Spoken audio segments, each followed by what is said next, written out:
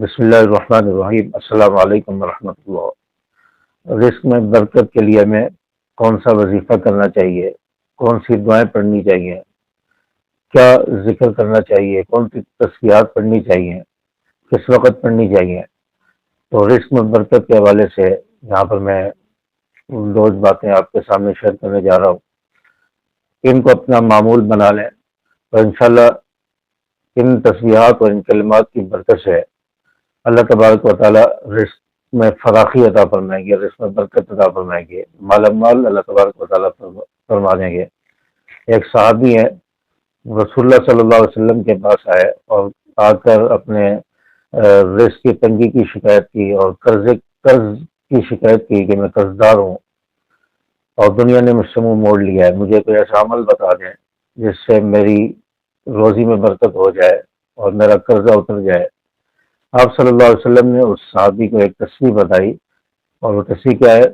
سبحان اللہ و بحمدہ سبحان اللہ العظیم استغفر اللہ۔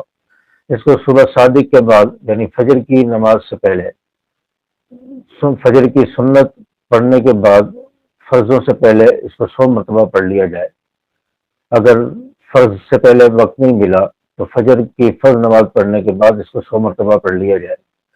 اس کی برکت سے اللہ تعالیٰ رزق میں برکت عطا فرمائیں گے۔ تو آپ صلی اللہ علیہ وسلم نے صحابی کو یہ تسبیح بتائی اور وہ صحابی چلے گئے اور کچھ دن کے بعد آئے، کہا کہ اب اتنا رزق آ گیا، اتنی دولت آ گئی ہے دنیا، اب میں اس کو سنبھال نہیں سکتا، اب میں لوگوں کو دینے والا بن گیا ہوں۔ تو اتنی دولت اللہ نے عطا فرمائی ہے۔ یہ تسبیح آپ نے پڑھنی ہے۔ اور دوسرا، آپ سورۃ الواقعہ مغرب کی نماز کے بعد پڑھیں۔ سورۃ الواقعہ جو شخص مغرب کی نماز کے بعد پڑھتا ہے، اللہ تبارک و تعالیٰ اس کے رزق میں برکت عطا فرماتے ہیں۔ آپ صلی اللہ علیہ وسلم فرمایا کہ اسے کبھی فقر و فاقہ نہیں ہوگا۔ جو شخص سورۃ الواقعہ جو ہے وہ مغرب کی نماز کے بعد پڑھ لیتا ہے، اسے کبھی فقر و فاقہ نہیں ہوگا۔ اور اس سورت کی بہت زیادہ فضیلت ہے۔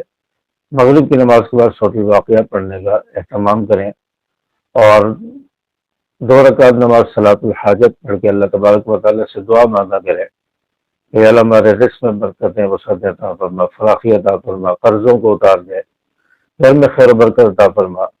یہ دعا بھی مانگ لیا کرے، اس کا بھی اہتمام کیا کرے۔ تو ان کلمات اور اس صورت کے پڑھنے سے اللہ تبارک و تعالیٰ انشاءاللہ رزق میں برکتیں اور وسعت عطا فرمائیں گے، رزق میں فراخی عطا فرمائیں گے۔ امید ہے کہ ویڈیو آپ کو اچھی لگی ہوگی۔ ویڈیو کو لائک کریں، شیئر کریں، اور چینل کو بھی جاتے جاتے ضرور سبسکرائب کریں اگر پہلی بار آئیں، اور بیل کے آل بٹن کو پریس کریں تاکہ میری ہر آنے والی ویڈیو آپ تک پہنچتی رہے۔ السلام علیکم ورحمۃ اللہ۔